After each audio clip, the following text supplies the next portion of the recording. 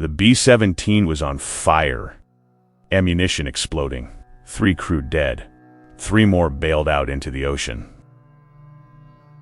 Staff Sergeant Maynard Smith climbed out of his ball turret and saw the plane was about to break in half. This was his first combat mission, and nobody on the crew even liked him.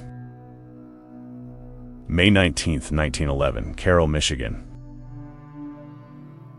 Maynard Harrison Smith was born into a comfortable middle-class family.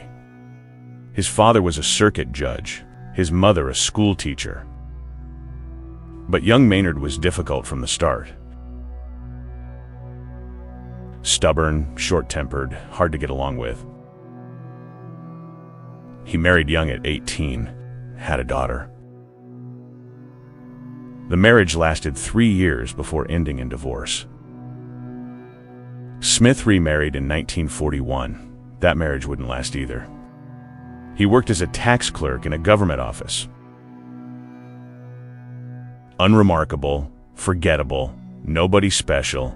On August 31st, 1941, Maynard Smith enlisted in the Army Air Corps. He was 30 years old. Smith volunteered for aerial gunnery school. Not because he wanted to fight. Because aerial gunners were automatically promoted to sergeant. More rank meant more pay. Smith stood just 5 foot 4 inches tall. Small, wiry, gray-haired, and red-eyed. His size made him perfect for the ball turret. The ball turret was the most claustrophobic position on a B-17, a plexiglass sphere that hung beneath the bomber's fuselage. The gunner sat in a fetal position with 2 .50 caliber machine guns. No room to move, no room to escape. If the plane went down, the ball turret gunner often went with it. Smith completed training and was assigned to the 423rd Bombardment Squadron, 306th Bombardment Group, based at RAF Thurles in England. The men of the 423rd quickly gave Smith a nickname. Not Snuffy. After a comic strip character named Snuffy Smith, a lazy, bad-tempered hillbilly who lived alone in the mountains. The nickname fit perfectly. Snuffy didn't get along with anyone. He was cantankerous, argumentative, solitary. His crew tolerated him because they had to. But nobody wanted to fly with Snuffy Smith. May 1st, 1943. Snuffy Smith's first combat mission. He was assigned as a replacement gunner on a crew he'd never flown with before. The target was Saint-Nazaire, France. The German U-boat pens on the Atlantic coast. American bomber crews called it Flak City. 78 B-17s from the 306th Bomb Group took off that morning. Snuffy's bomber was B-17F number 4229649. The aircraft commander was Captain Lewis P. Johnson, Jr. The crew included 10 men. Snuffy climbed into the ball turret before takeoff. Squeezed into that tiny glass sphere with his knees pulled up to his chest. The bombing run went smoothly. They dropped their payload on the submarine pens and turned for home. But as they approached the coast, the formation was hit by German Focke-Wulf FW-190 fighters. Wave after wave. 20mm cannon shells ripped into the B-17. The oxygen system exploded. Fire erupted in the radio compartment. The waist section burst into flames. 3 crew members were killed instantly. Radio operator Henry Bean, waist gunners Robert Folliard and Joseph Bukacek, dead before they hit the floor. Tail gunner Roy Gibson was severely wounded. Snuffy, trapped in the ball turret, couldn't see what was happening above him, but he could smell the smoke. He manually cranked the turret around, opened the hatch, climbed back into the fuselage, and saw hell. The bomber was engulfed in flames. Fire roared through the radio compartment. Ammunition was exploding, bullets cooking off in every direction. The heat was so intense that metal was melting. The radio, the gun mount, the camera, all liquefied. 3 crew members panicked and bailed out. They jumped into the freezing Atlantic Ocean below. None of them would survive. Snuffy looked around. The bomber was still flying level. Captain Johnson must still be at the controls up front. If Snuffy bailed out now, Johnson and the others would die. Snuffy made a decision. He would stay and fight. Snuffy crawled toward the tail section through the flames. He found tail gunner Roy Gibson badly wounded and unconscious. Snuffy dragged him away from the fire, applied first aid to stop the bleeding. Then he grabbed a fire extinguisher. Snuffy attacked the flames in the radio compartment, spraying foam, beating at the fire with his bare hands. The ammunition kept exploding around him. Snuffy started throwing the exploding rounds out of the plane, grabbing them with his bare hands and hurling them through the open waist window. His hands blistered from the heat. More German fighters attacked. Snuffy dropped the extinguisher, ran to the waist guns, opened fire, drove the fighters away, then went back to fighting the fire. For 90 minutes, Snuffy Smith fought, back and forth between the guns and the flames. He used every fire extinguisher on the plane. When those ran out, he used water from the emergency supply. When that ran out, he urinated on the flames. Finally, he wrapped himself in cloth and beat the fire out with his bare hands. By the time Captain Johnson reached the English coast, the fire was out. But the damage was catastrophic. Over 3,500 bullet and shrapnel holes riddled the fuselage. The entire midsection was gutted. The bomber was held together by little more than wishful thinking.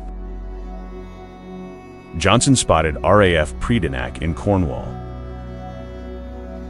the closest airfield. He brought the battered B-17 in for a gentle landing. As the wheels touched down, the bomber broke in half. The tail section separated from the nose. but everyone still aboard was alive. Captain Johnson climbed out of the cockpit, looked at his gutted bomber, and found Snuffy Smith standing in the wreckage. Covered in soot, hands blistered, clothes smoldering, exhausted. Johnson wrote in his mission report, "His acts performed in complete self-sacrifice were solely responsible for the safe return of the airplane, the life of the tail gunner, and the lives of everyone else aboard." July 12, 1943. General orders were issued in Washington, D.C. Staff Sergeant Maynard Harrison Smith was awarded the Medal of Honor. He became the first enlisted airman in history to receive the nation's highest military decoration, and the first living airman from the European theater to receive it. On July 15, 1943, Secretary of War Henry Stimson flew to England to personally present the medal. The ceremony was held at RAF Thurlow, in front of the entire 306th Bombardment Group. Snuffy Smith stood at attention. Stimson placed the blue ribbon around his neck. Snuffy saluted. The men of the 306th applauded. Many of them still didn't like Snuffy, but they respected what he'd done. Snuffy loved the attention. He signed autographs, SGT, Maynard Smith, CMH, Congressional Medal of Honor. He took advantage of his hero status. Slept late, skipped duties, demanded privileges, at an airfield where men faced death every day. Snuffy quickly wore out his welcome. Snuffy flew 4 more combat missions. But the trauma of his first mission had broken something inside him. He was diagnosed with operational exhaustion, what we'd call PTSD today. Snuffy was reassigned to a non-combat clerical position, but his behavior didn't improve. He showed up late to briefings, argued with officers. Finally, the Air Force had enough. In an unprecedented move, Maynard Smith, Medal of Honor recipient, was demoted to private. The only Medal of Honor recipient ever demoted in rank. After the war, Snuffy's life continued to be difficult. His second marriage ended in divorce. His business ventures failed. He occasionally had legal troubles. But Snuffy never hid from who he was. He attended Medal of Honor conventions, told his story to anyone who would listen. He never played down his heroism. In later years, Snuffy would say,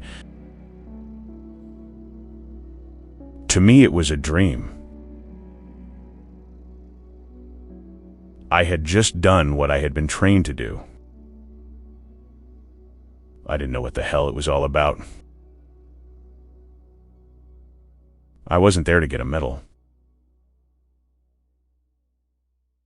Like millions of others, I just wanted to get it over with and get home. On May 11th, 1984, Maynard Harrison Snuffy Smith died. He was 72 years old. He was buried at Arlington National Cemetery with full military honors. The Medal of Honor was placed on his casket. This is what heroism looks like. Not the kind that comes from perfect people, but the kind that comes when ordinary, flawed human beings do extraordinary things. Snuffy Smith was cantankerous, difficult, hard to like. But when the moment came, he didn't run. He stayed. He fought. He saved his crew for 90 minutes on his first combat mission. Snuffy Smith became the man everyone needed him to be. You don't have to be a saint to be a hero. You just have to be willing to do what needs to be done. When everyone else is running away. If you want to hear more stories of forgotten American heroes, hit subscribe. These men deserve to be remembered.